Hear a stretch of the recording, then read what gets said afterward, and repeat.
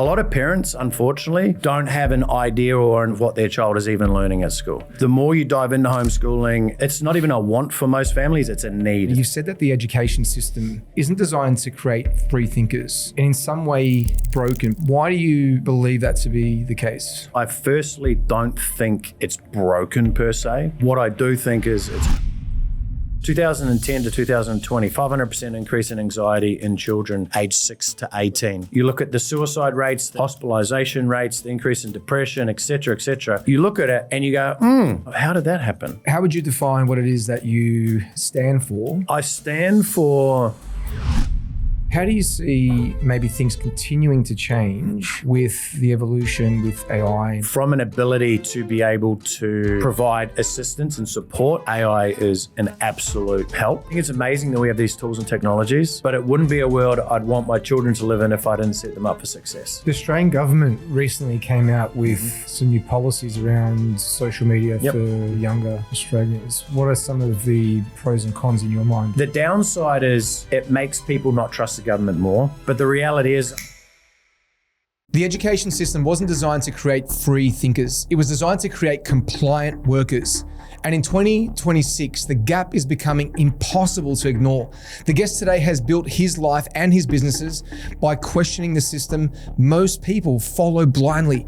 Brett Campbell is a multi-business founder, CEO, investor, and portfolio builder who has built multiple 8-figure businesses across education, health, and business services.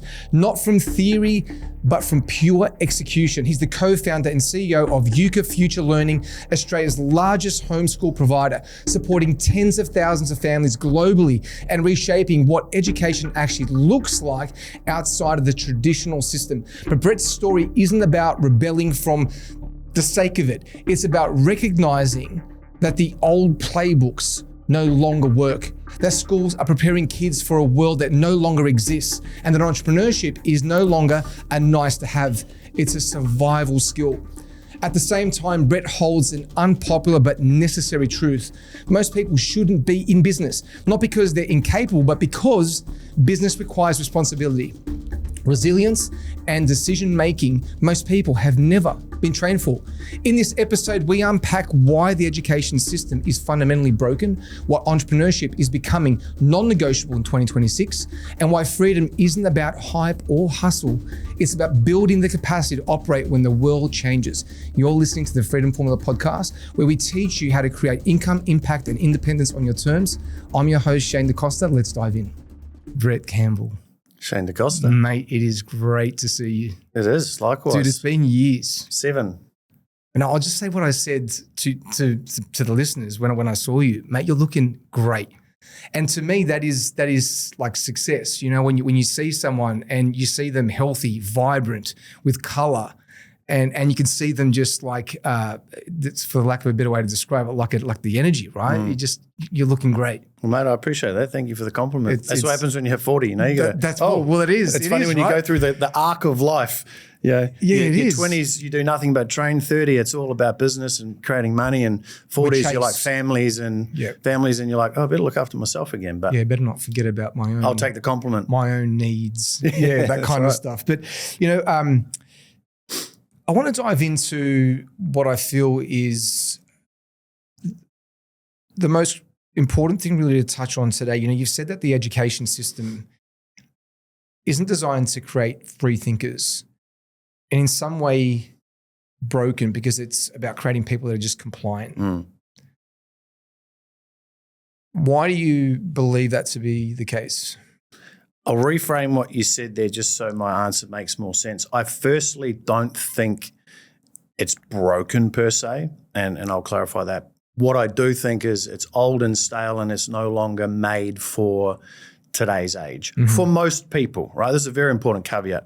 To provide context, we run Yuka Future Learning, so we're Australia's largest provider of homeschooling providers. So we see boots on the ground, we see it. We've supported tens of thousands of families, and the more you dive into homeschooling and the way in which it's delivered and how it can be delivered, it's not even a want for most families. It's a need. It's a necessary need for many families, right? So I don't know about you, but when I was a kid, my air quotes on homeschooling was for the weird families. I remember I was at home. I had a sick day off school. I faked it too. Sorry, Mum. I could work my mum so well. Had a sick day off. Didn't feel too well, so I watched Oprah Winfrey at, I think it was like 12 o'clock. And I seen a family of kids playing on the lawn. I'm like, there's like 5 of them. I'm like, what are they doing? And Mum's like, oh, they get homeschooled. I'm like, why would you want to do that? So that was my belief as I was growing up. And obviously sitting here now, knowing that 1 out of 4 of our students who come to us come to homeschooling for bullying reasons. So they just are being bullied at school. They can't function in school. 1 out of 5 students, so 20% of families come to us for philosophy of education. So that sort of cohort is their primary reason as well, meaning they believe that what's being taught, they don't want their child to be exposed to it. I think COVID was a massive accelerant, right? To provide some context there, is a lot of parents, unfortunately, don't have an idea or an iota of what their child is even learning at school. School has just over decades, it's sort of become that necessary evil of, it's, as a parent myself, I've got 2 young kids. I've got a 4.5-year-old, got a 8 or 7-week-old. Congratulations. I'm running on energy drinks at the moment.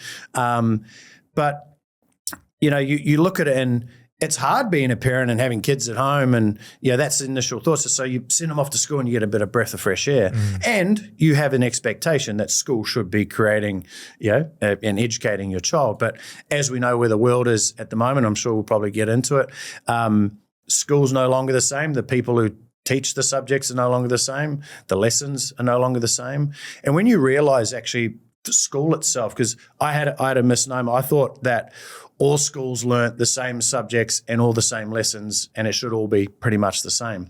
But when you realize that every school and every class and every lesson is different, so it's up to the teacher you've got a set of curriculum codes that you need to adhere to. But if one teacher wants to teach you how to do this by going down the road and doing an excursion, or the other wants to teach you by teaching you a specific framework of how to do it, then it's delivered by the teacher. And you look at who are the teachers these days coming through, what education have they had, what are their values, and so on and so forth. So there's a huge honeypot of reasons why family is shifting across, and we are that backbone of absolute necessary support. Now, before I take over the whole podcast, because again haven't stopped yet, but it's also important to know that there's a massive growing cohort of families who are looking for lifestyle change. About 8% of our families come to us just for lifestyle, because you can now.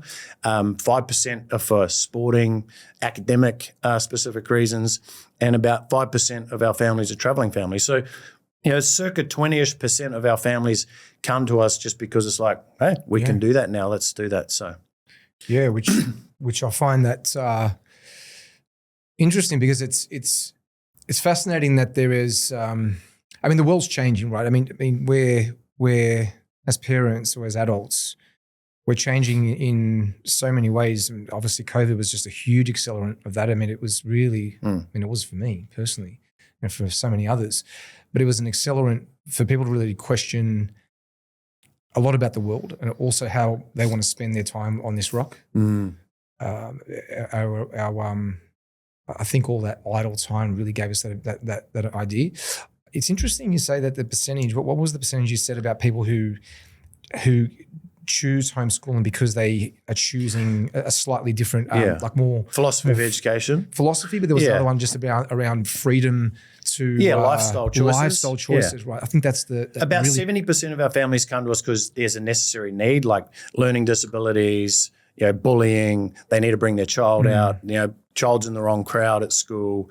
But there's and we go back to sort of when I said the homeschooling originated and it was sort of deemed as the weird sort of families. Schooling really originated out of religion, like it was more of a Christian-led thing where it's like, we don't want our children to be exposed to that. We want to teach them our Christian values. That used to be the largest cohort. Now we support about 1.5% of our families who come to us do it for religious reasons, which that in itself is a huge indicator. When you say they do it for religious reasons, you mean that the education's underpinned by? No, so they want to they want to infuse their way of teaching and their methodology.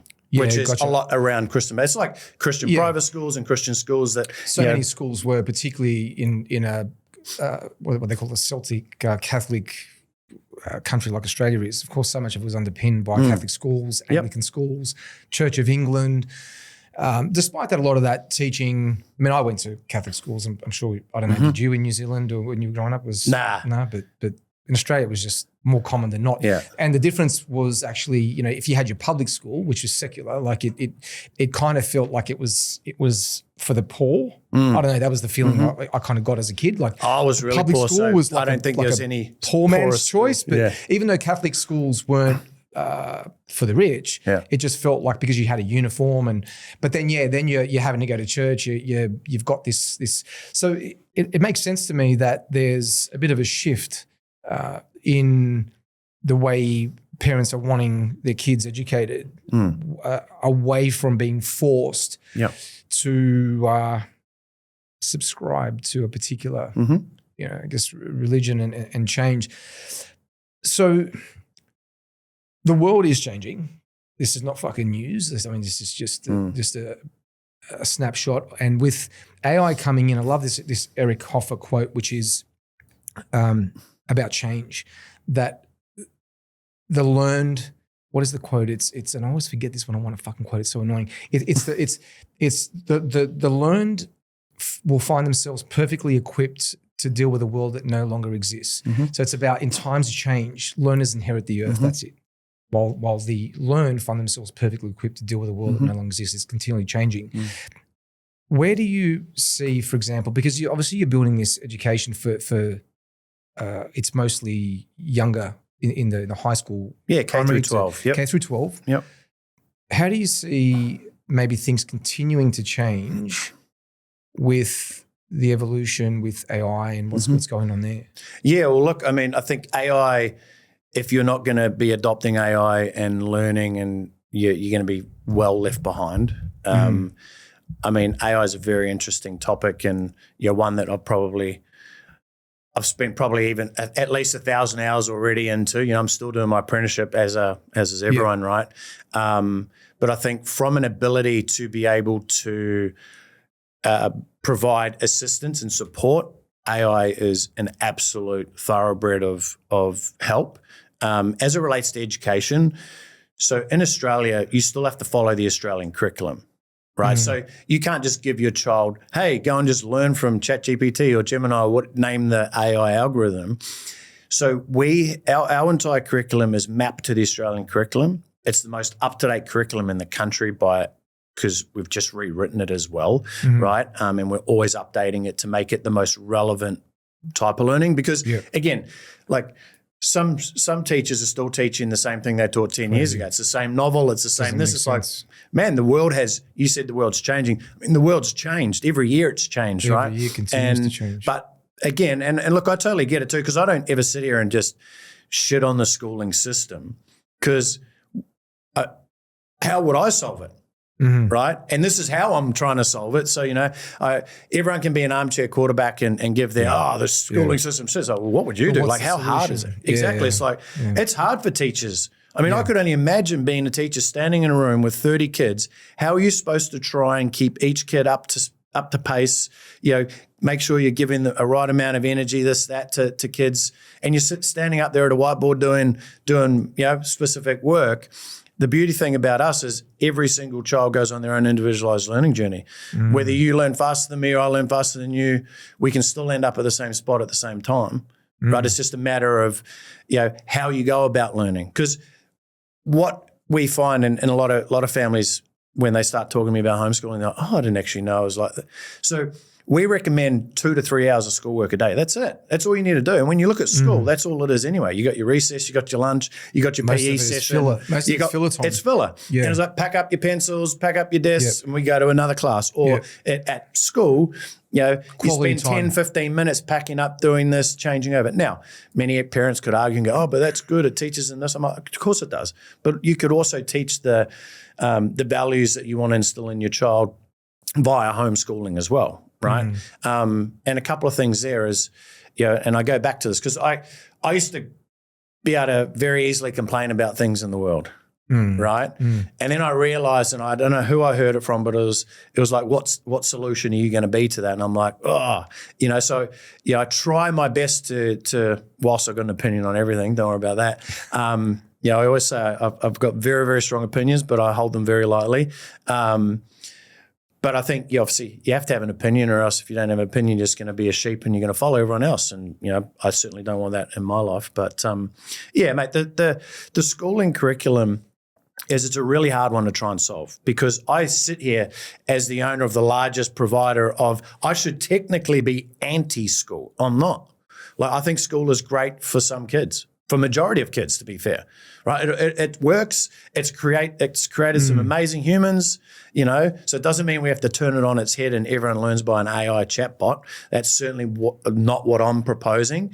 I think we're moving into an era where there's a different format of what we probably should be teaching. It's more life skills that we need to be teaching now that aren't being taught as much, because you no longer need to know the capital of X, Y, Z. I could grab my phone right now, talk to my AI agent that I've got that wants, and it'll give me anything that I want. So it's no longer the information. It's how can I be an amazing functioning human in society, so I can live an amazing life and have an amazing life for my family as well. So I love that. the unfortunate reality about school, when you touched on it earlier, is that for a lot of parents actually who probably don't consider what their kids are learning, probably don't put a lot of thought into it. They probably they're not very intentional about the journey for their children. Yep. So they by default use school more like a babysitting service. Yeah. And what that tends to produce is, I guess, then a journey for that child that they're like all the responsibility of not just the learning and the shaping of that young human, male, female, whatever, is also relying upon the teachers to do the disciplining and some of the formative stuff that young human grows to become as an adult, and they leave it all. Which in some ways, and I'm certainly no expert in this, and I'm not suggesting I am, but in some ways it could be part of some of the reason why socially we're seeing a little bit of decay.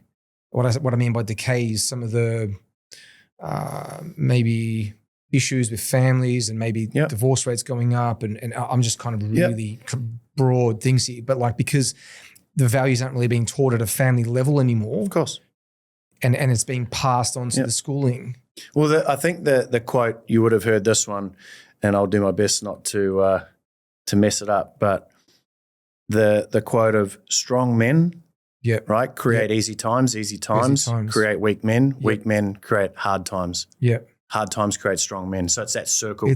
We're living right now in a time where it has never been easier for us.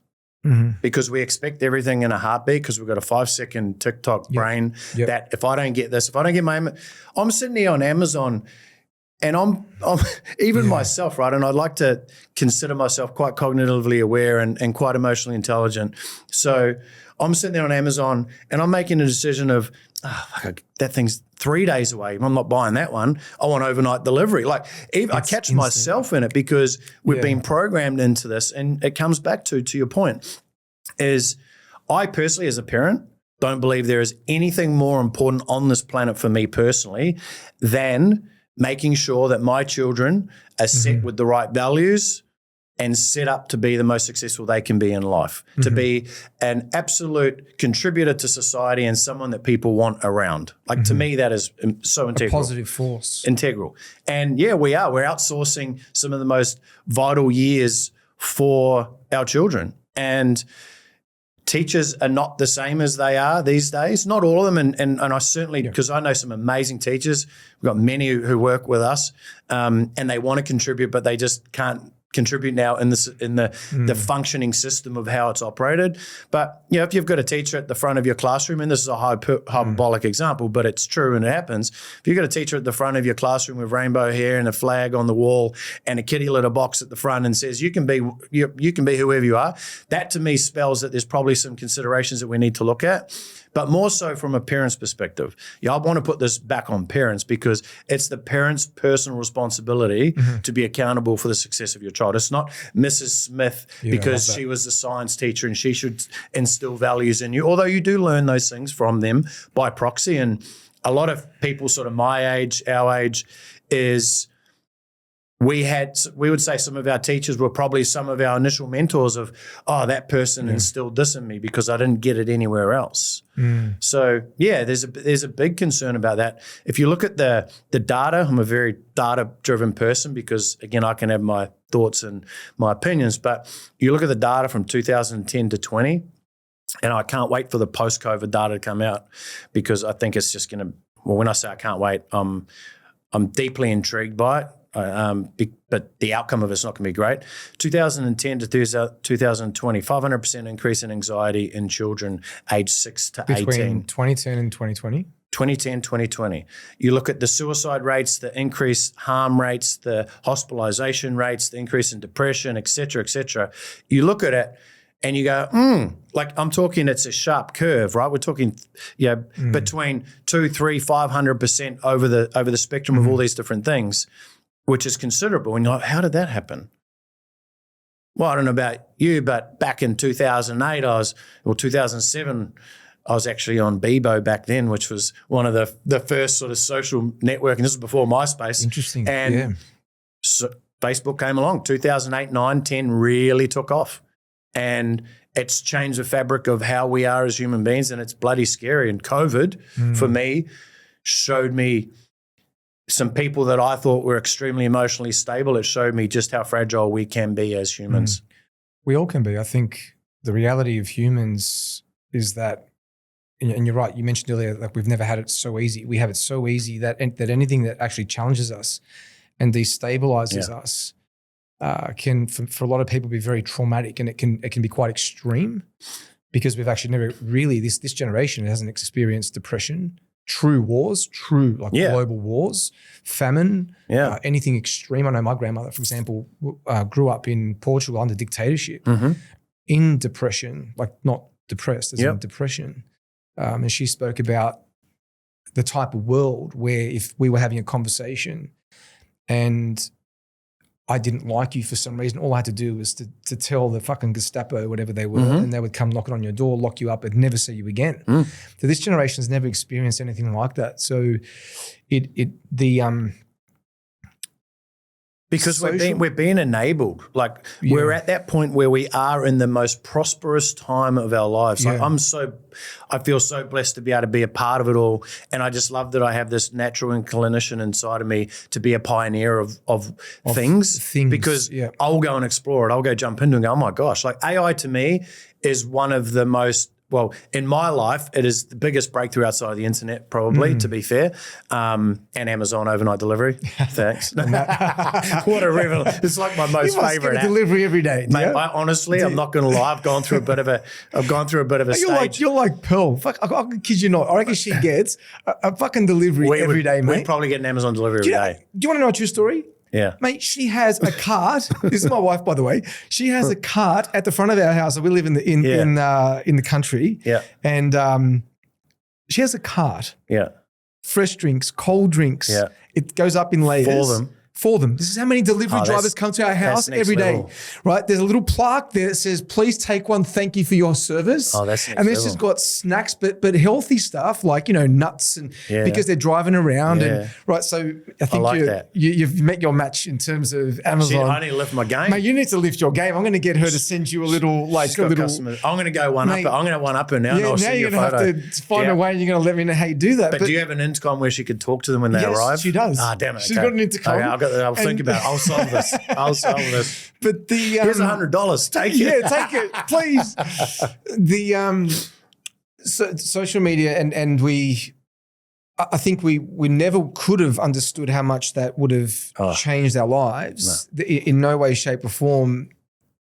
I think we still don't understand how it's going to continue to change our life. I mean, we're seeing birth rates decline across the globe. Yeah. and I'm not suggesting everything's going to be correlated back to one thing. This is just sort of showing a little bit of a pattern. Causation. Yeah, there's definitely a little bit of probability or part of causation. Yeah. Well, do you want to let me share this with you? So, why do you think? And again, this is not across the board. Preface. Feel free to hit me online and attack it. But in the comments, just attack us. Just attack us all you want. Attack me, I think. I'm getting used to it, by the way. Yeah, fair enough. I quite like it. It gives me a little bit of like a sense of like a little tingle. My thing is when I explain something, I already can tell what probably the number one objection to it would be. So I sort of pre-preface it before, so they can't. So they can't. So I'm like, in this context, is why do you think most women who 35, 40, 50-year-old women are not having children? Mm-hmm. Why do you think? Why do you think they're not? I think it would be a little bit different depending on geographically where you are. Of course, for example, it is. Japan would be a little bit different to Australia. In general. Okay, so in general, it's because women who have decided that, you know what, I don't feel I need to have children is because they've found a sense of purpose in something else. I was going to allude to that. I had this conversation just the other day, just randomly, and the person I was talking to, and they were sort of relaying some data, and they said that there's a direct correlation between the education of women to the empowerment of women. Of course. So the education of women, meaning obviously they're obviously completing universities, doctorates, they're rising in corporate positions, leadership, government, entrepreneurship, building businesses. The amount of women now and movements online for sales, marketing is through the roof. The biggest movements globally that I see making shit tons of money. I learned about this entrepreneur yesterday that in the US, she's a sales coach. She's doing $300,000 per day. So definitely this correlation that this other person was telling me about the education of women being directly somehow correlated then to the declining. And that's why I say social media. Where do they get this from? Yeah. Like social media is feeding the brains of us as humans. Yeah. And, it's not saying as well on the flip side of that women who have children lack purpose, so they have children, because not at all, I believe that, if we're sort of looking, and this is not an actual factual stat, but my assumption, I would say anywhere from at least 70 to 80% of women are put on this planet to absolutely be mothers, and they want to be that, and that is their primary goal. It's pretty wide. My wife is an example of that. She loves was it. absolutely born to be a mother. Yeah. She loves it. She loves being a mother. She's not entrepreneurial. She doesn't have huge aspirations to go and build and solve, and but there is segments. And there is a portion of that of females who absolutely do it, and good on them and go hard,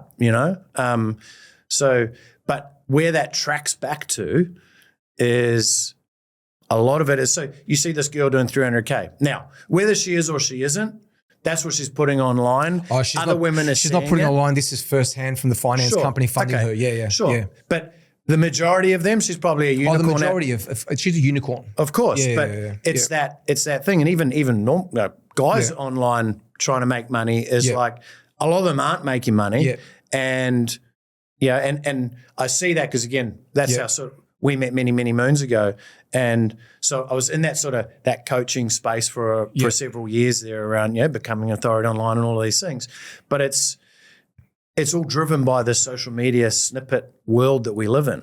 People are comparing their lives to who they see on Instagram. They compare views and likes and this, and I think we're just tracking the wrong metrics of what success looks like in life. Because when it all comes down to it is, no one gives a fuck about how many followers or fans and anything you have.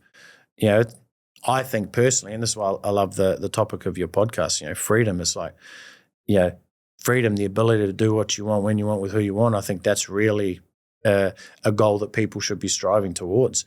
People try and chase a dream of someone else.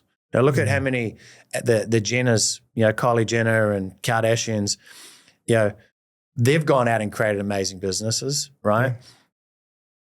But that inception of that particular moment in the historic timeline of social media and, was transformable and absolutely changed the mindset of so many women.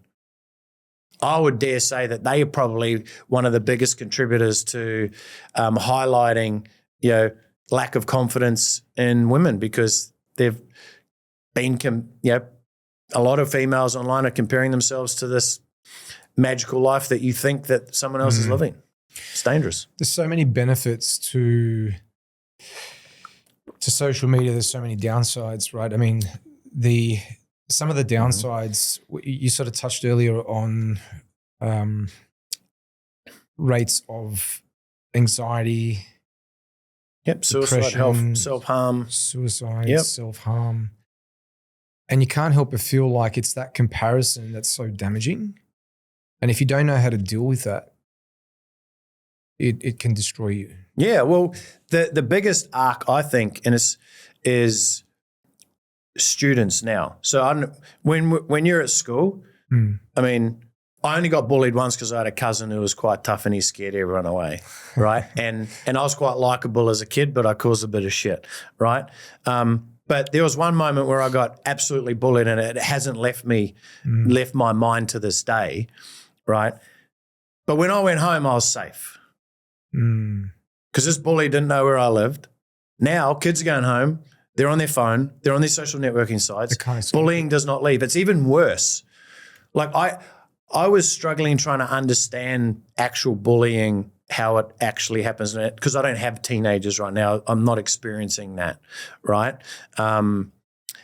So I had to ask some friends, and I wanted to talk to their kids and understand. And they're like, oh yeah, there's these groups, we're in these groups, and and I'm reading some of these messages that these kids, 10, 12, 13-year-old kids are saying about each other. I'm just like, oh my gosh, like the parents even know about this? And if they do, what are you doing about it? Which, again, why I always come back to is I think it's amazing that we have these tools and technologies. It's unbelievable. It's a world that I definitely want to live in, but it wouldn't be a world I'd want my children to live in if I didn't set them up for success. That's the scary part for me. The Australian government recently came out with some new policies around social media for younger Australians. Under 16 ban. What are some of the maybe pros and cons in your mind with that? Well, this was interesting because I did an actual podcast about this, and I debated this, and I looked at both sides. I actually land on I'm actually pro the ban, and I'll explain why. I'm also a very pro you should get to decide to do what you want to do, right? I was the only person in one of my companies that didn't get the COVID shot, so I didn't get to go to my own Christmas party. So I'm that type of person where everyone should be able to do what they want to do. All I would do is put my coaching hat on and go, where are you arriving at that outcome from? And are you sure you know all the information, et cetera? So, that to me is, I think people should have their ability to make their own choice. But where were we going with that one? More so under the Australian government. Yes, the government, the under 16 ban. Yeah, thanks, mate. Yeah. And the downside is it makes people not trust the government more, which is not good. We want people to trust the government more, but they have to do things to make us want to trust it, which it's eroding that fabric, right? We can get into that one. That's another one. But I've realized and come to the fact that, unfortunately, the majority of parents are not doing a good enough job to look after their children's emotional well-being and what they're prescribed to and what they're exposed to on social media. So for that, I think the government is trying to do a good job. In theory, hey, under 16, you shouldn't be on it. Great. My kid's not going to have they probably won't be iPhones by the time they're 16, but my kid ain't having no iPhone or social media until they're old enough to be able to, or I feel that they tick a certain box or approve. There should be some form of personality test or IQ test that a kid has to go through to be able to get a license for social media, to be fair. I could not agree more. I think about if I was in that situation and I had to protect mine, I would subscribe to the same view, just knowing what's out there. But that would mean I have control Not the government, for example, but it would Correct. Mean, but most parents aren't doing that. That's my point. Yeah, like no, I totally I'm pro. understand. Everyone should be able to decide what they want to do, but the reality is, unfortunately, sometimes it's like saying, "Let's just have an open speed limit." Yeah. Hey, I think we should have a speed limit because there's a lot of dickhead drivers out there who would drive 200 Ks and there'd probably be a lot more deaths. So some things we do need to have rules. But the social media ban's a very interesting one because, number one, I already know, again, as soon as you hear a social media ban, people are like, VPNs, I'll sign up under someone else. Of course you are. Like, that's what's going to happen. I was downloading LimeWire, pirating music when it first came out moons ago, you know. So there's always workarounds. And if you're a savvy enough person, that means that you've probably got a savvy enough brain to figure other stuff out, right? This is more of an initial protection. Like, I don't think, to be honest, I don't think any kid under 16, like, what's the purpose of having Snapchat? Oh, it's because they message their friends. Oh, can they not use a text message? Like, why do they have to have it Snapchat with a filter and this and that and change the way they look? And so there's so many deeper reasons behind it. And I came to the conclusion that, unfortunately, not all parents, I believe, are capable and they need help and assistance at least, because here's what it's going to do, I think. Parents who are too weak to say no to their kids, like in just general, and there's a lot of them. There's a lot of them, I would imagine. Will go, oh, you can't because the government said you can't log in now. So that will probably save a lot of kids, I think, from being exposed to it, to be fair. It becomes a third-party issue. It does. It's like, oh, it's not my fault, it's someone else. So, they're abdicating responsibility, which is the thing I defend against most, is you should take responsibility. But we're really good at that. Yeah, well, of course, we are really good at their problem. It's their fault, you know. But again, like anything that the government does, is they half-bake it. The people making up these rules are got no idea, really. They're just being given a job and they're like, oh, yeah, let's ban all these. Let's ban YouTube. Let's ban – why would you ban YouTube to start with? Like, yes, there's bad content on there. Absolutely it is. But YouTube's one of the most valuable resources for any person to learn anything on. Like, it's an unbelievable resource. This show will be on YouTube. Of course, yes. Like and subscribe. Leave a comment below so Shane gets more engagement. Let us know the worst thing that we've said today in this episode. Yeah, the top three things. Yeah, the top three worst things. We'll get in, we'll debate you on it. But it's, again, all these topics we're talking about it. Yeah, I like to pull a thread and go as deep back to somewhere that we possibly can with it. But I've come to the realization that, again, the majority of adults don't know how to self-regulate themselves, let alone try and help their child. So, hopefully it works out for the better, because those stats are disgraceful. And it's concerning. I think it's it's deeply concerning. And the problem is us as adults talking about it are addicted to the exact same apps that your kids are addicted to. So it's like, get off the app, kid. Oh, but you're laying there at nighttime on your bed by yourself, scrolling Instagram, looking at people you don't even really give a fuck about, but you're comparing your life to them. I'll admit too, like, if many adults are actually honest, they will admit that and many would have a level of addiction to social media. I would be the first to put my hand up. Even this morning, just recently I've launched a bunch of new things, and part of that, and I'll argue and I'll defend it. Of course, I'll defend it, that I'm overly active, and I've always, more recent times, just due to being in business and entrepreneurship, which you would understand, and listeners who are in that space too would understand, if you're putting out content, you're constantly becoming drawn in to see how it's being engaged and what are commenting, particularly when people are ripping into you, right? But even like most adults that are being honest would even acknowledge that they themselves are addicted, and it's actually impacting. Often, I will be at dinner, and this is one thing I don't do. Like, if I'm with my wife or with friends, for example, we go out for dinner, you and I go and hang out. Like, I'll make an intentional decision that I am not online, I'm not on social media, nothing. I'm in the moment. But we go out to some restaurants, and often, and this isn't to put shit on people, but you can't help but look. Sometimes I look across at a table, and I've seen, to the extent where there's like 3 kids and 2 parents, they're sitting at a table, and I'm not talking about a McDonald's here. I'm talking about a fine dining restaurant, and the most recent one was Aria, which, if you don't know Aria, it faces the Opera House, and for a family, you're probably spending $1,500 to $2,000 for this dinner, and not one of those people, family, parents and children, were engaging at a dinner like that. in front of the Opera House, Sydney Harbour Bridge. Is that a Michelin star restaurant? But my point is they weren't engaging. They weren't being human. And so it's detaching and destroying the fabric of how we bond, which then is having larger issues. I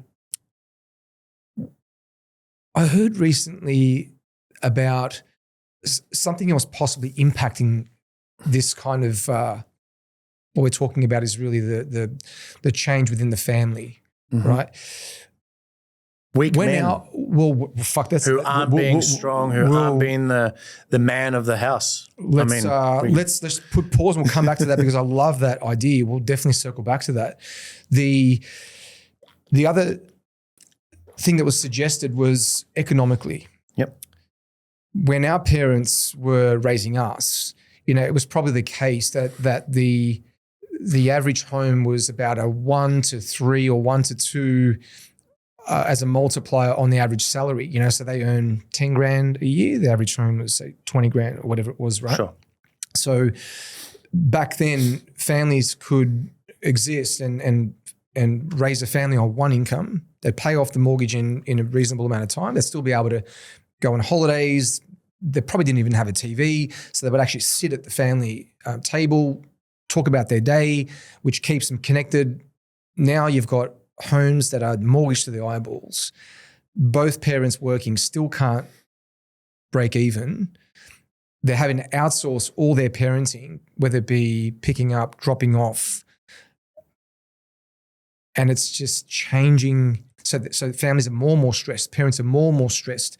And when people are stressed, often we don't do the thing we should do, which is kind of detach, meditate, exercise, connect with humans. We do the opposite. Things that whether it's like getting addicted to our phones, social media, gambling, whatever it is, right? So there was suggested that's part of some of the issue now. It's this pressure on households with affordability.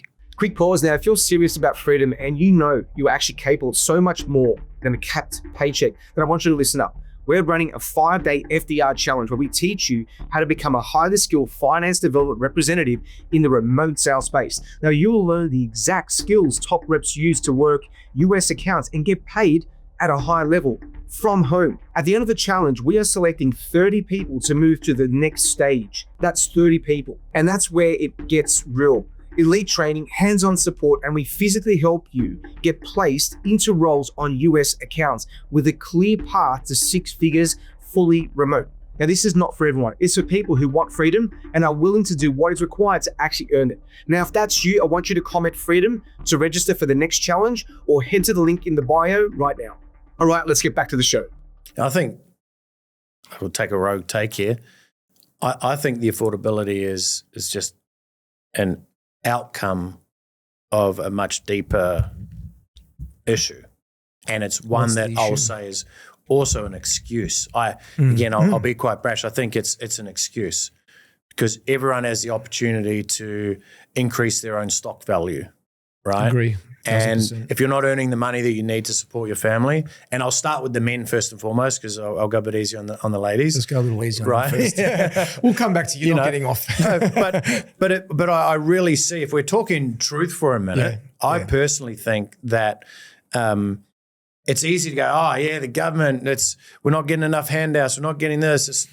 If you're living in that mindset where you need that, now, don't get me wrong, we lived on the benefits. So when my mum, my sister and me, we lived in a caravan park in Gosford and we flew to New Zealand and we grew up in a really little mining town, no money. My mum was on the dole, which, I think she got about 100 something bucks a week. In New Zealand? In New Zealand. She'd do like 3 cleaning jobs to try and get extra money. We never had anything extra. She always put a warm, hot meal on the table for dinner. So I know what it's like to have absolutely nothing.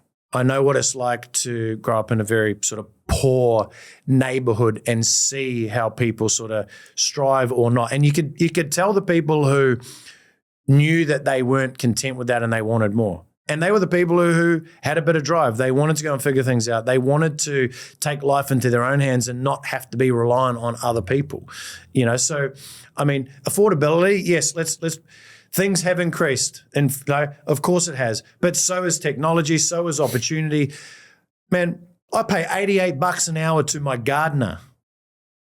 I was sitting there the other day trying to justify, I'm going, fuck, this dude's getting $88 an hour. And that's not a bad price. He does a good job. But I'm sitting there going, I'm spending like $1,000 every 2 weeks on my gardener. I've got a new house. Yeah.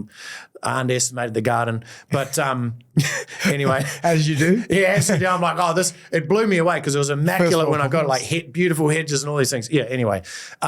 However, I'm going $88. I remember I used to get paid $5 to do a lawn and this and that. And I'm like, oh, but that guy's getting paid $88 an hour. I worked out this is probably what he's earning as businesses. And I go, okay, well, he's still just earning what a gardener would have earned 20 years ago in comparison, to be fair. If you adjust, right? If you adjust for it. Yeah. Now, of course, there are anomalies where, the wealthier are getting wealthier because of that thing called compounding, right?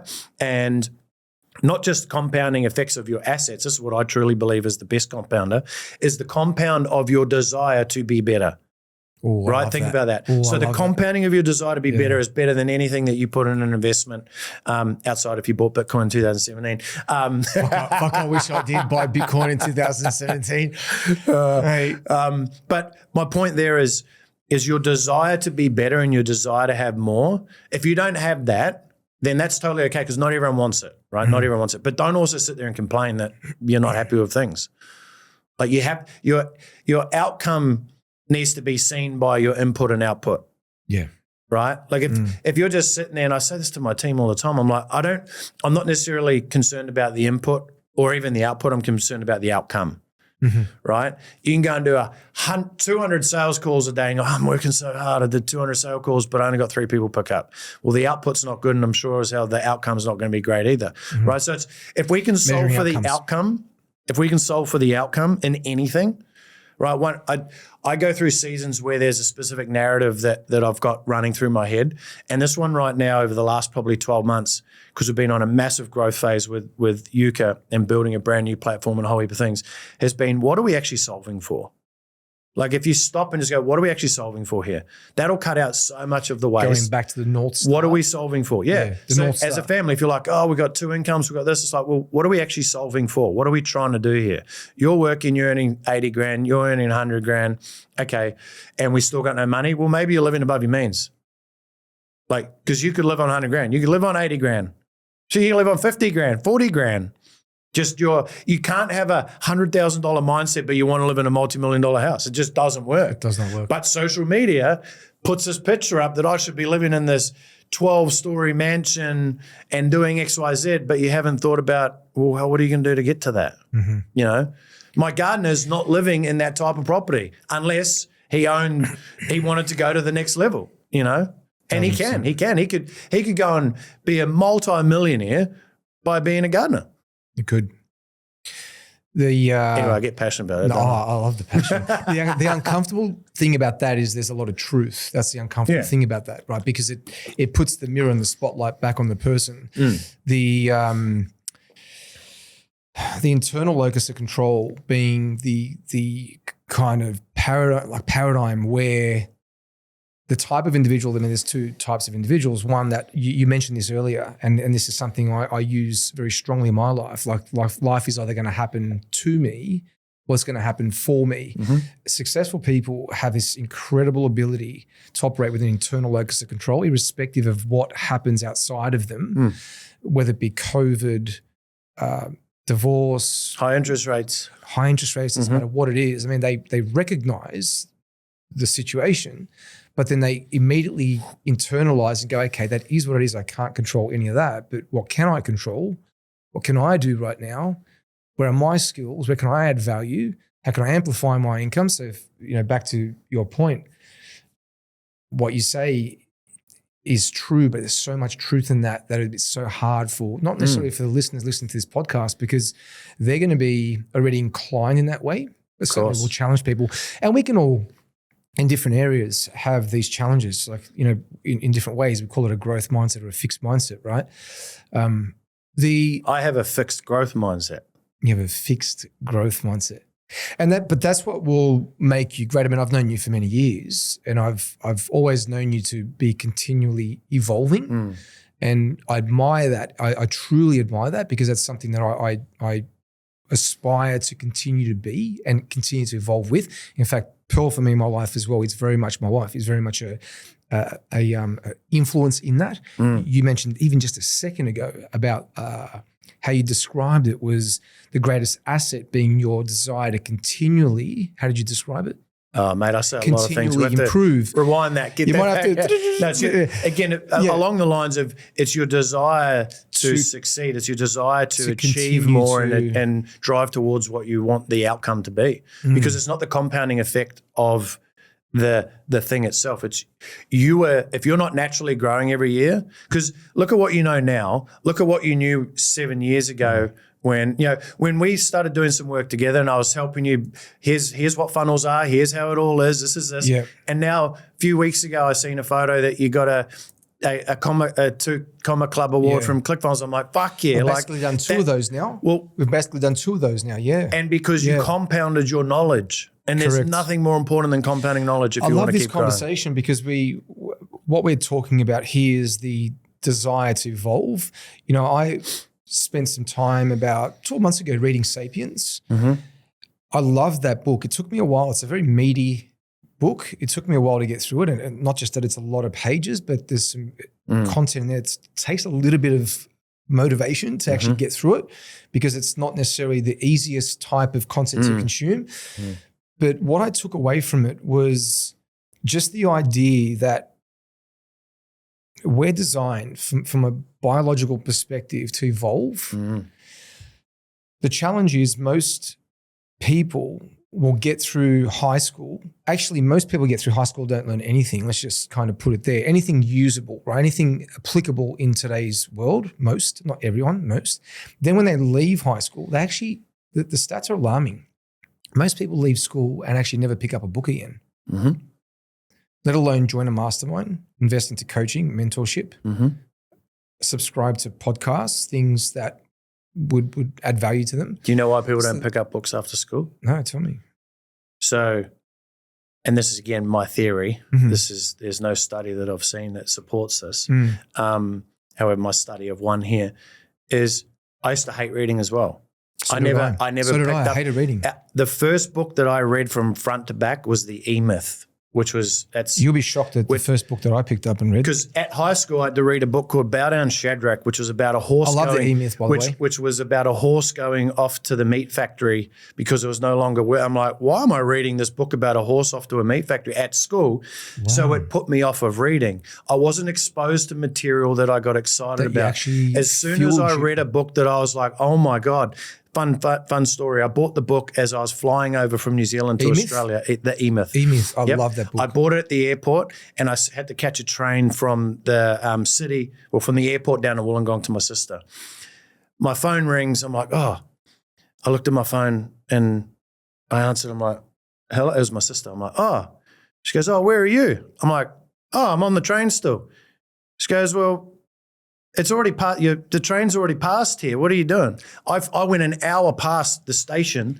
I went 3 hours. How cool is that? I went 3 hours down. I was an hour past. I'm like, oh my God, because I was so engrossed in this book. I had to hop off another train, get on a train, wait another 2 hours. My expedition took an extra 5 hours. You were so engrossed. But I was so engrossed in it because that book sung to me, right? Yeah. And shortly after that, that's when I went and built a franchise. I built the fastest growing fitness franchise in the country because I was inspired by something. That's all it takes. One book, one blog post, one something, and you can, you just become ravenous about it. You literally change the trajectory of your life when you can adopt the identity of a learner. I heard a quote when I was early on in my journey when I was 18 that shaped me. Actually, I was very lucky to have a mentor very early on when I got into fitness. And I remember him saying the confidence of amateurs is the envy of professionals. Now, when he said that, and I was very young, right? And I remember him, and that was obviously related very specifically to fitness. But if I applied that through life, it always shaped me to the idea that the student becomes the master, but the master is always the student. like very philosophical in a sense. And it always shaped me in the sense of thinking I'm the first to want to learn. It doesn't come naturally, but I've got to put myself in that position. I think about my journey back in the day, and when we crossed paths was actually in a mentorship in a mastermind when you were already teaching, you already been through your own journey, you were already doing your own thing, but you were coming back in to inspire the students, which I was a part of. And I remember that was the journey where my personal development started, which I'm eternally grateful to the guys who ran that community, because they were the catalyst for that. And you've got to give credit and acknowledge when that's happened, you know. And I remember picking up the book, How to Win Friends and Influence People. And despite that it wasn't specifically relevant to anything in business, it was relevant to me as a human. Like, to start to nurture skills that, in fact, I mean, you would agree, right? Some of the most important skills is the ability to meet someone and make them feel like you care. Like to literally look at someone and be interested in them. And I think that's a skill that is definitely possibly being lost today. And, you know, we touched on even earlier about declining birth rates. There was something else I heard, which you may have be aware of. There was a comment, so it's not anecdotal, they were talking about the data, and out of the UK, there's record numbers of nightclubs fucking closing right now. I mean, we grew up in the generation of nightclubs, did we not? You go to nightclubs. There's record numbers of nightclubs shutting right now in the UK. And I think they suggested it was one per week at the moment. I don't know if that is exactly true. This is what they were talking about. And they then suggested that the reason, and they just a very broad or high level explanation of it, is that social media didn't exist when we were, you know, young going out. So we went out, engaged, hang out with our mates, meet girls, that kind of stuff. That was the only way you got a phone number. Fucking oath, right? And I'll tell you a funny story about that. My mates and I, I won't tell you. Offline. But, you know, like so there was that they were talking about, so social media being introduced, and also that the skills to engage people are slowly changing. The third element that they suggested was that this generation now is no longer drinking alcohol. Yeah, they're vaping. Or on the same level. So they've got other vices, other addictions, vaping, other types of drugs, but it's just, there's a complete shift. More so, again, just to illustrate how much the world is continually changing. And if you're not paying attention, you're going to miss it. Not just life, but opportunity. Yeah, people think it'll creep up on them, it just suddenly, what's wrong with the world? It's like, have you not been paying attention? Yeah.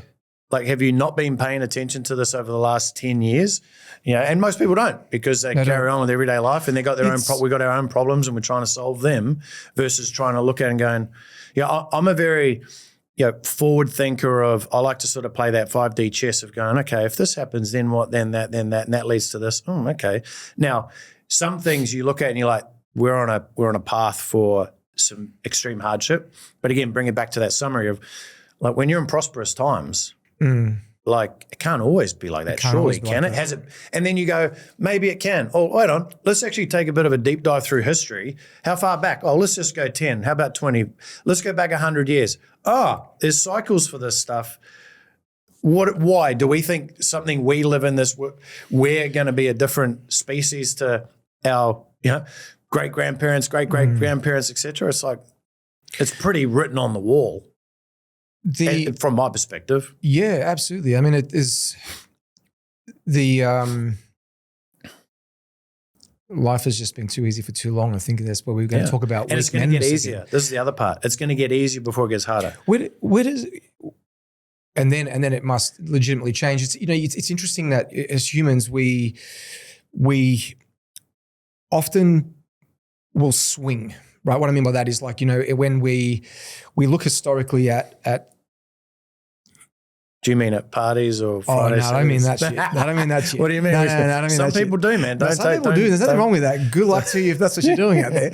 But I mean, like, there's you sort of talk about right wing, left wing, or like, in Australia we might talk about sort of liberal Labor type scenario, values, culture, that kind of stuff. Often when things become too hard, then we'll swing all the way to the left and make it super easy. Yeah, the pendulum. And it's kind of like, how the US changed dramatically after, what was the war? Vietnam War? Like, things changed dramatically. there were influencing factors in society that then just shift. And then sometimes it goes too far to one side, then it takes a while to come back into the center and so forth. There's something you mentioned earlier about sort of weak men.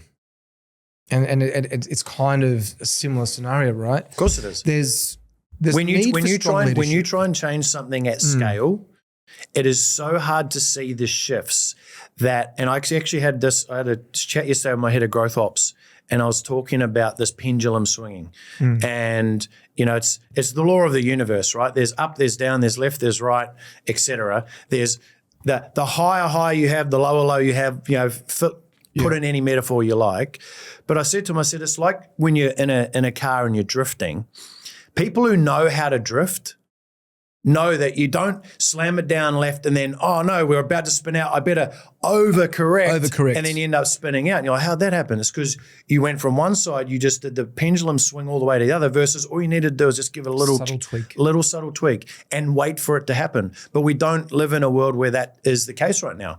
And we're trying to solve these major problems, right, that are occurring in the world, and they're being combated with just major shifts. So it's going to swing back to the other side. And don't be surprised when it does.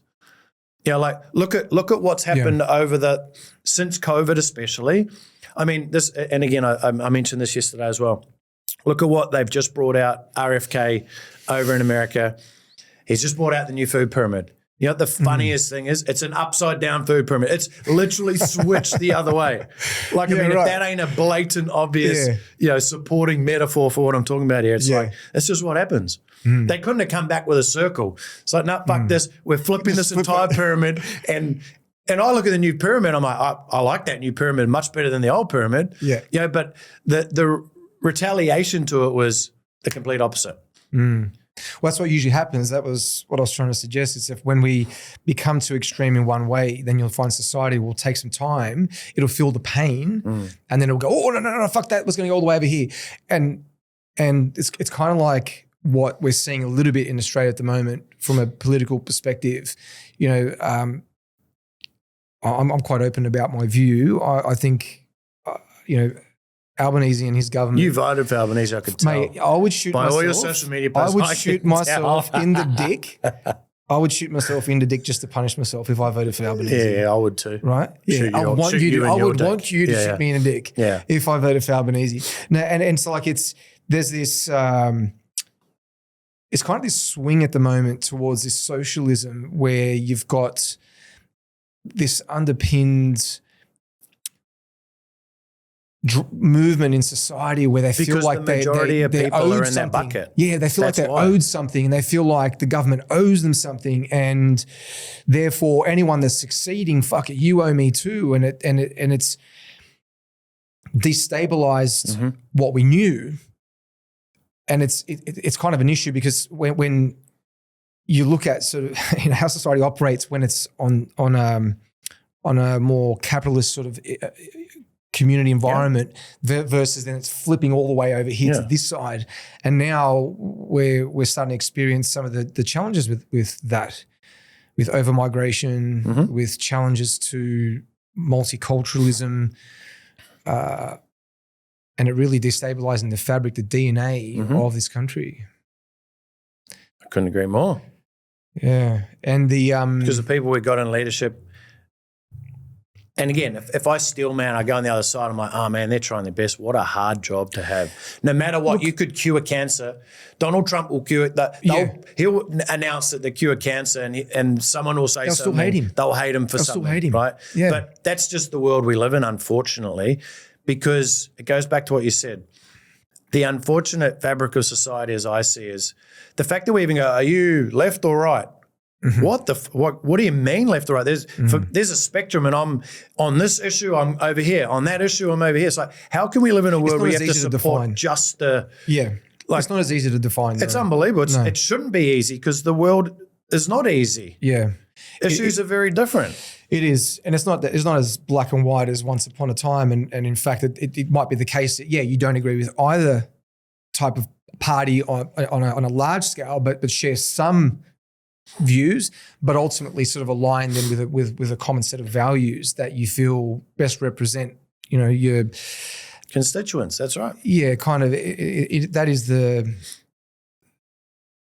the challenge, and it's constantly evolving. I mean, I'm looking at Australia now. I mean, you've been an entrepreneur for years, right? And so you thrive off opportunity. You thrive off, but hey, even in downturn, there's opportunity, right? For someone who's everywhere. Yeah, there's this opportunity, right? So it's always opportunity. But I look at Australia currently with the landscape and how hard it is for businesses, and some businesses just don't have the ability to really succeed given the conditions. Like, we're talking about digital businesses, which gives us a lot more scope, a lot more potential, freedom, ability to pivot, shift our offer, increase our prices. You've got other businesses in Australia that the way they are naturally structured, it's impossible, or it seems like it's almost impossible to win given the conditions. Yeah, I mean, this sort of, when you say that, it sort of brings up my unpopular truth that you said in the intro, I think, was most people shouldn't be in business. That is a reality. And that's not a bad thing. So No.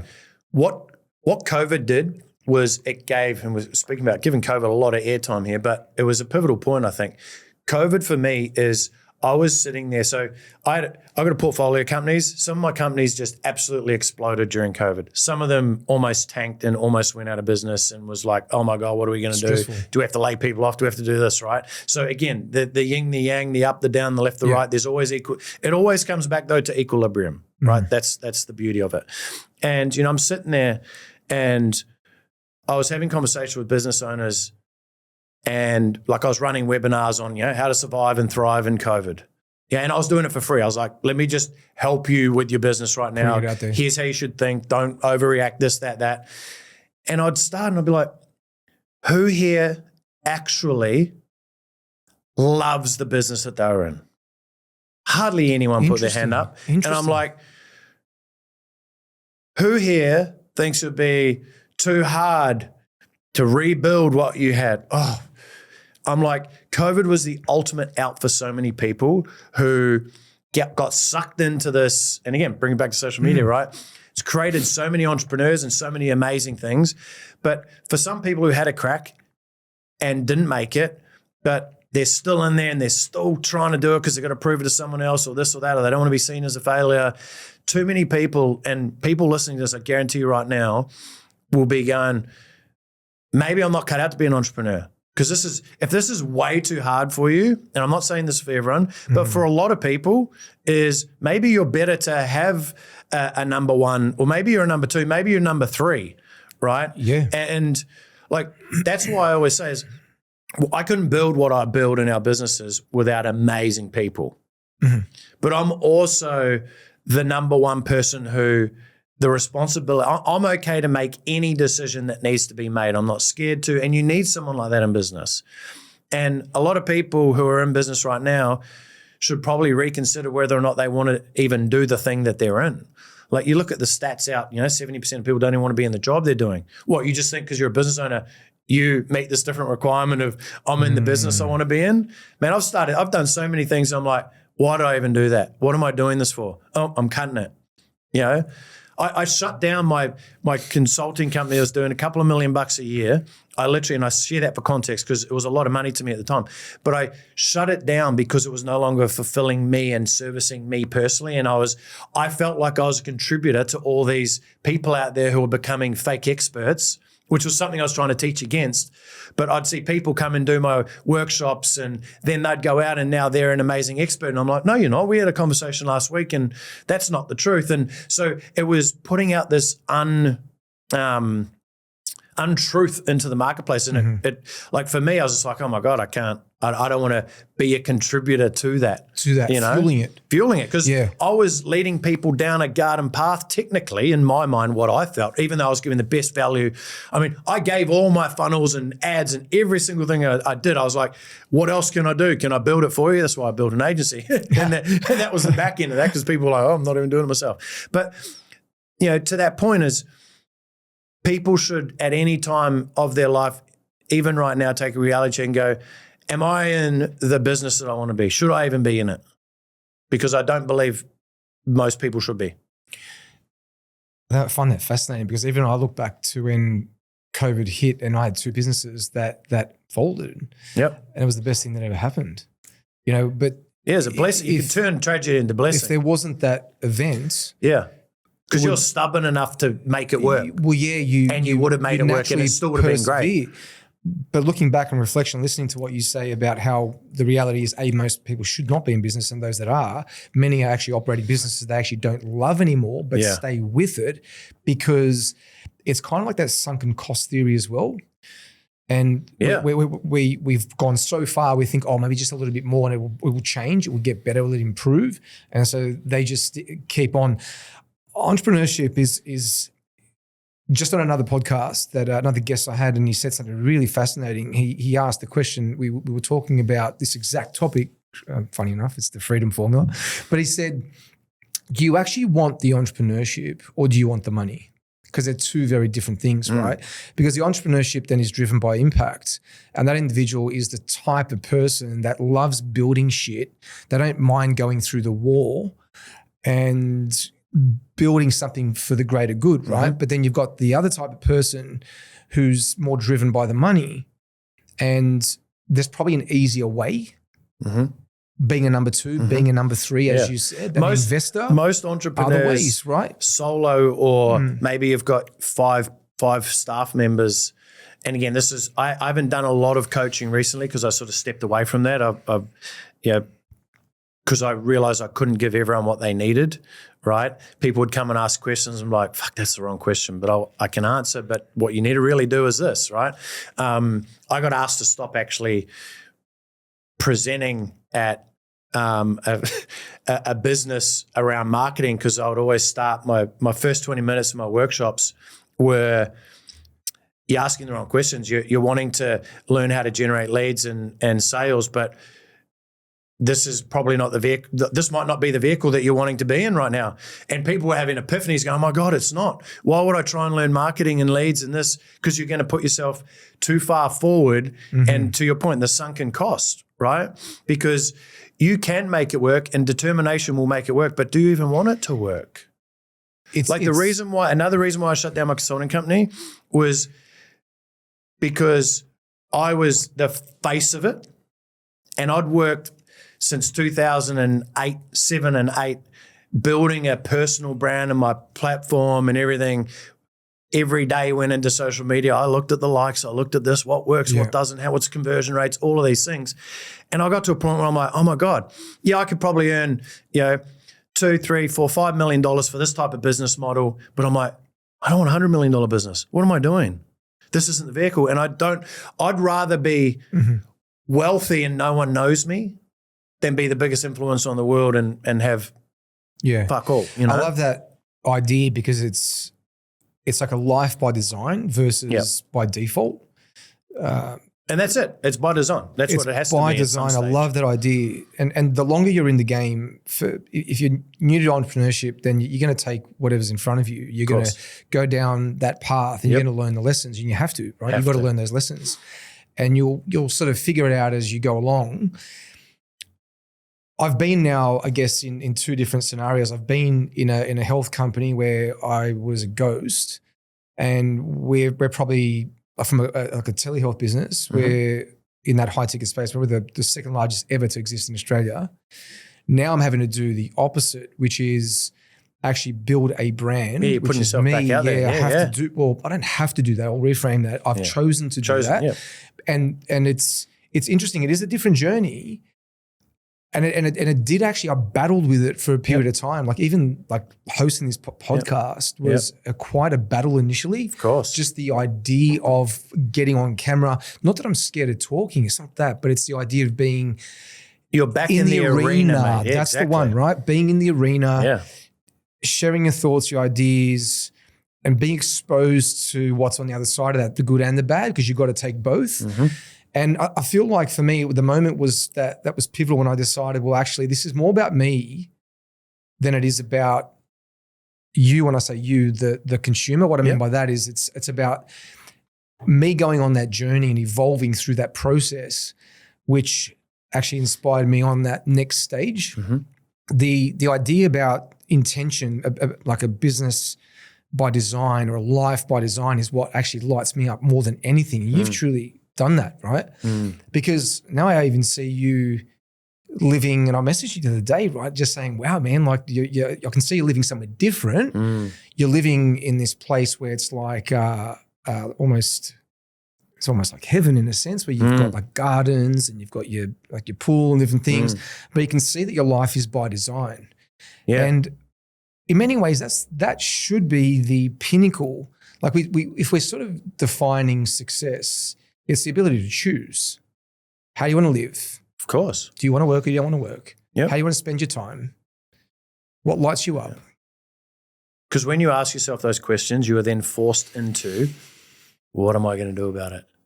Yeah. That is the key. That's why people don't design their life. That's the hard They don't. thing. So in 2017, when I was running the Unleash Your Greatness, right, that's the thing that lights me up, this whole life design thing. So I ran that. I also put that on ice when I built our first agency because I wanted to go all in on it. But I've been living that methodology. You know, I wrote a book in 2015 called Right Now. I read it. You know, which sort of feeds into the why wait, type of thing. Why not you, why not now? And the thesis behind that is the reason why I have the life that I do have is because I very intentionally, like the house that you seen, mate, I had a list of, here's what the house needs. It needs its own full gym. I need sauna. I need an outdoor area. I need swimming. I need a huge lawn for my kids to be able to play on. I need this. I need that. It needs to be this many bedrooms, da-da-da-da. Mate, that house had everything I wanted because I was very intentional about what I wanted. So when we went there, it was only the second house we looked at. I'm like, let's put an offer in. This is it. This is it. I was like, we're buying this no matter what. What I love about that, it's manifestation is something that is talked a lot about, but a bit of the formula is misunderstood. Of course. And it's actually fairly simple in a way, but it's having a very clear, defined vision of what you want, which is what you're talking about. But then it's the missing ingredient, the aligned action. Yeah, and even more is information. For example, let's say you want this beautiful big house. And you got it on your board, if you're a vision boarder, right? Which is great. It's a good first start, right? If you want that. But then you got to go, okay, well, how much is that house? What does that house cost? Detail. How much am I going to need? How much are going to, all the way down to how much do I need to be earning weekly, monthly, this, that, to have this house? Oh, actually, most people would be surprised if they sat down and worked out some sums, looked at the numbers. Oh, this interest rate, that. Oh, I could sell this or I could do that. And all of a sudden you're like, I'm actually not that far away from this thing, where people put it out as this big pipe dream, right, that it's so far away. But it's like, sit down and actually play it out. Or even better, sit down with ChatGPT now, use AI. There's no excuses anymore. Ask that thing to be your life coach. I've literally got agents for my health coaching, my personal coaching. I mean, if I was paying that thing like I'd pay a psychologist, I would be in the hundreds of thousands of dollars of invoiced out time right now. But use the tools to help coach you to get. So it's like, I'd like a house that's here. It's this. It's $7 million, whatever the number is. What's it going to look like? What would my monthly take home have to be if I did this? So then all of a sudden, if your goal is to get 100 people to your webinar, well, maybe you need 1,000. Maybe right? 1,000. Or maybe your entire business model doesn't work because you sit down and you're like, actually, the vehicle that I'm in doesn't actually correlate to this because I need to be doing at least $10 million a year with $3 million profit to be able to buy this house because I could take home this much, X, Y, Z. And all of a sudden, this becomes a bit of math.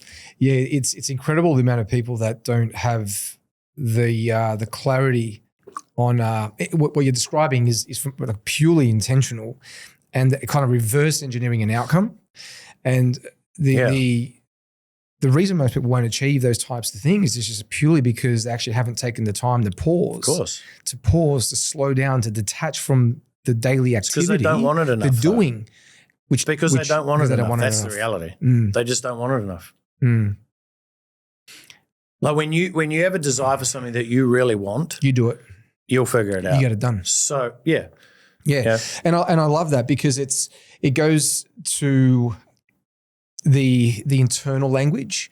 You know, poor people will often, I remember hearing this, right? I'm pretty sure this was a podcast I listened to, Tony Robbins or something, and he said, you know, like people without money, their parents will say, oh, we can't afford this. The language that is coming through is very definitive, whereas wealthy people will ask a different question. They'll say, how can I afford this? And it's that type of perspective, thinking, approach to anything that moves you from obstacle to possibility, and it starts to push you along in life. And then you talked about a very powerful law earlier, which is compound interest, compound learning, which you also referred to. The whole thing is compound when you're on this path. I mean, or you're either growing or you're dying. 1,000%. And you're growing or you're dying. It's simple as that. It's so fucking stoic, and it is so powerful because I love it. You know, in recent times, I've leaned a little bit more and more into stoicism because of most men who over sort of that mid-30 range, we start to because we start to question mortality. What is life? Yes. Why are we here? I just started questioning that when I was a kid. Like, I have this insatiable curiosity. I get the sense that you were a complex kid. Are you a complex kid? What define complex? Well, a little harder than most, in a sense where you thought a little more. You challenged a little. When I say rebellious, I mean you challenged the status quo. I would always ask question. You ask why. Always. Teacher says do this, and you would ask why. Yeah. Why am I doing that? Not because I didn't want to do it. Not because you're a smart ass, but because you just got that character. Curiosity. Well, just tell me why. But that would you say that then is part of the DNA of a leader when someone has that kind of perspective? I mean, I think curiosity is an absolute high level quality of a leader, because if you're not curious, how are you going to grow and evolve? Impossible. If you're not curious to figure out how or why that thing Everything happened. starts with curiosity. Of course it is. Everything. And always ask a question. I always ask a question. Like, they say curiosity killed the cat. I disagree. Yeah, the cat's still running around. I'll tell you what. I never really got that one. The curiosity kills the cat. It's not one of the greatest, but it's stood the test of time, hasn't it? But apparently, apparently I disagree with that, because like even in you know, I think in most things start. Oh, with maybe. curiosity. Wait on. Is it because the cat's chasing its tail? Maybe be. I've just. I don't know. I don't know. Can you ask GPT why has the curiosity killed the cat an outcome? Let's get an answer. The entrepreneurial journey has such. And I couldn't agree more with the idea that not everyone is designed for business. But for those that it is for, it has so much hidden like benefits. Like, it has so much that you gain from it beyond the business, beyond the money, beyond all that. That's where you seek fulfillment. What are some of the things that you feel it gives beyond the money, beyond the businesses? Well, I think one of the main things is, if you look at leadership, right, as an example, use John Maxwell's 5 levels of leadership, right? I love that book, by the way. If you go, we'll go straight to the top level of leadership is, people follow you or do things and be a part of what you're a part of because of who you are as a human being, like what you actually truly value. I think entrepreneurship is the biggest personal development journey you could ever go on. Yeah. You're constantly facing the mirror every single day, the decisions you make, and it gives you an opportunity for no caps, meaning you start out, if you're at a job, you have a certain level of responsibility. When you know that the buck stops with you, like that is a level of responsibility that you just, unless you've had it, you just don't. You can't comprehend it. And the more commitment you have and the more team members you have and the more response and the more XYZ fill in the blanks, is that even just compounds even further. Because now every decision is no longer about you, the person. It's about, geez, I've got 100 team members I need to feed. I've got this, I've got that. And I think it just, for me personally, it's a vehicle to be able to try and live the best intentional life that I can, because you are constrained, I believe, to a degree. If you are an entrepreneur, I'm only speaking to those people who believe they're a number one and they should be out there founding and doing, leading companies and building companies, etc. where now I've gotten to a place where I will most likely never start another business by myself ever again. Why do you say that? Because I want to find people like me who are really hungry and really want to do it. And I want to mentor them and be a support network. I'll be a business partner for them, right? So, active or passive? Active.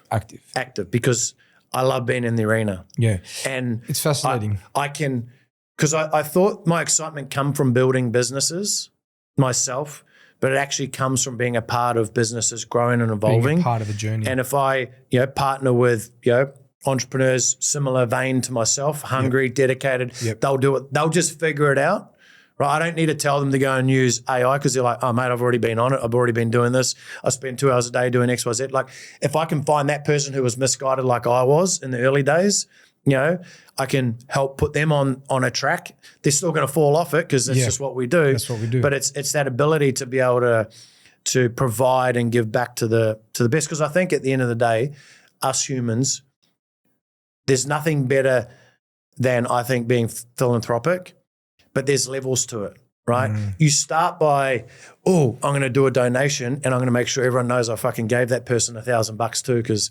I get gratification out of now you get a giving it. Hit. Yeah, but the best you can do is you do an anonymous donation. That's when you know you've reached true fulfillment of wanting to give and support and provide for others because you don't need no recognition. You don't need it. I used to want so much recognition to know I was on the right path because I got none as a kid.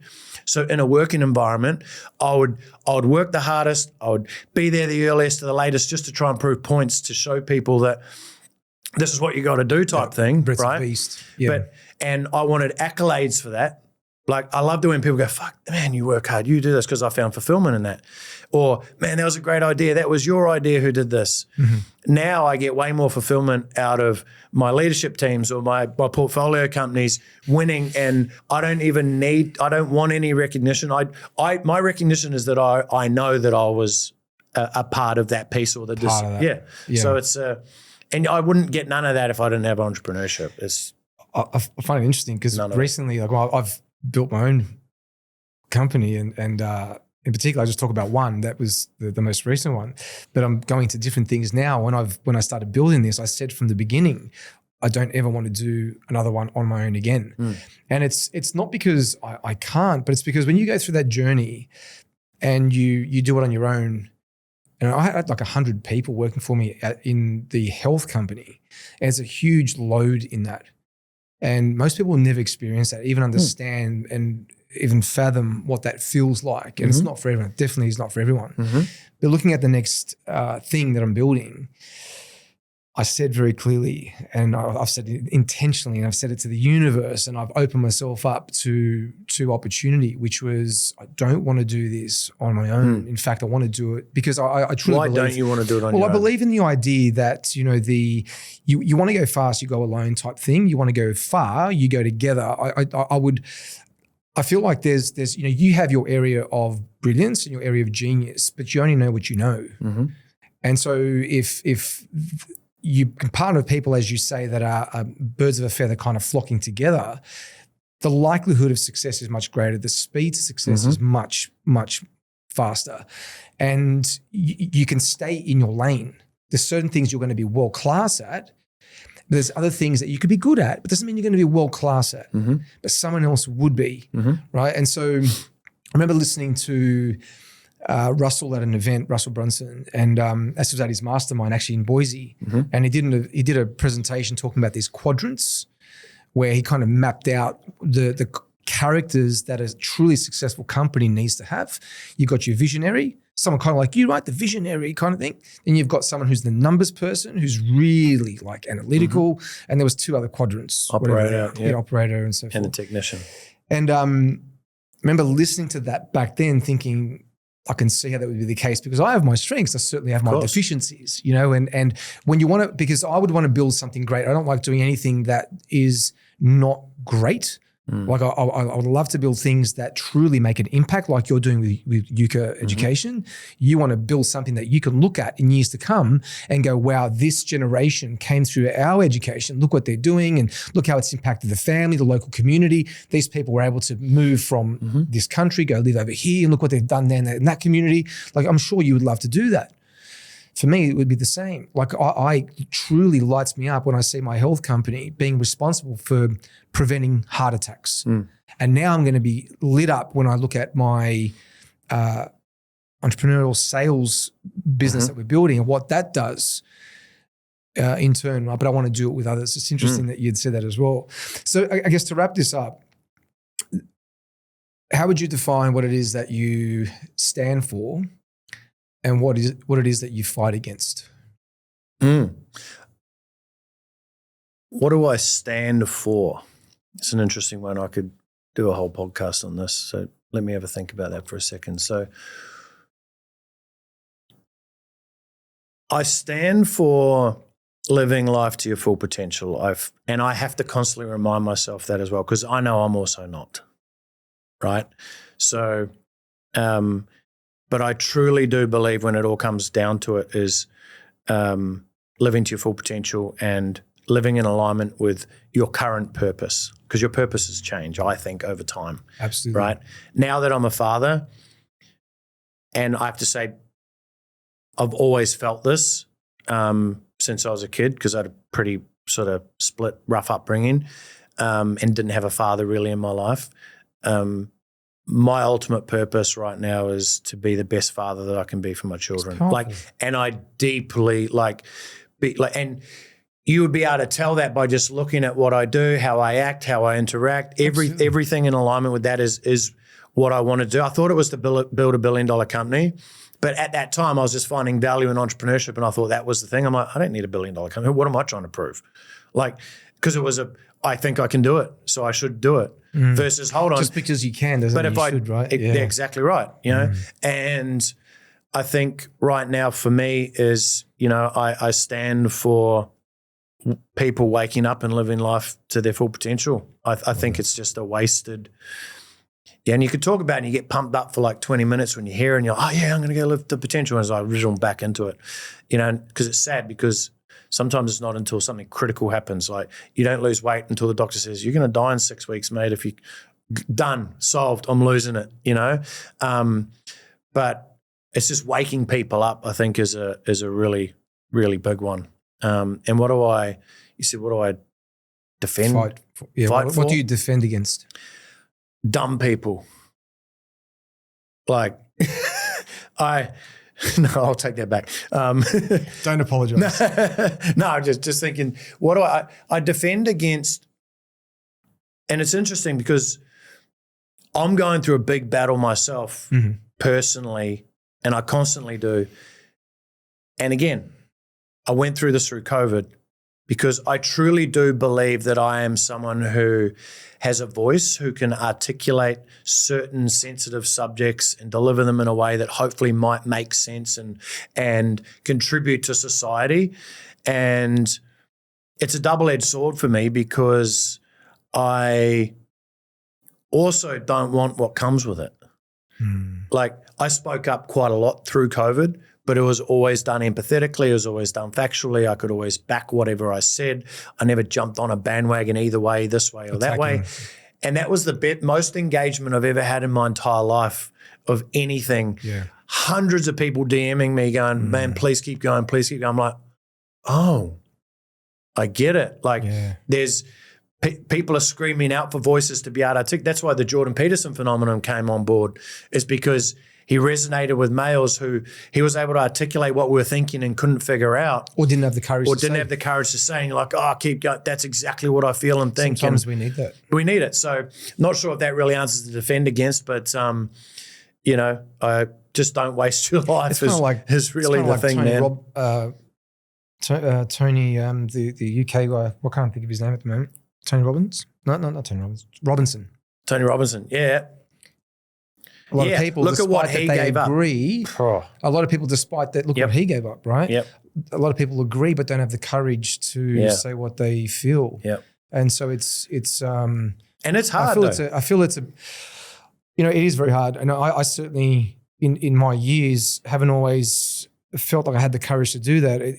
I feel it's a bit of a shame, and it's taken me to be in my 40s to have the courage to stand on my 2 feet and have a. I think you've always had the courage, but I don't think you cared as much. Yeah, now you right? start to. Yeah, you start to when it gets to a certain point, which And that's what leaders do when they see something going astray, that they're like, I should do something about this. Because there's, like, for me personally, if I see, like, if a car's broken down at the lights, I'll pull up behind them, I'll get out and help them push the car. Because I'm like, if that was my wife, or if that was my mum, or if that was my children, I would want someone to be able to get out and do that as well. So it's, give back what you want to get out of the world. I love that. Yeah, man, it's been such a pleasure. I've really, really, really enjoyed this conversation. I've got no doubt that the listeners are going to get a lot out of this, man. Hopefully. Mate, thanks for having me. Appreciate it. Thanks for being on. Awesome.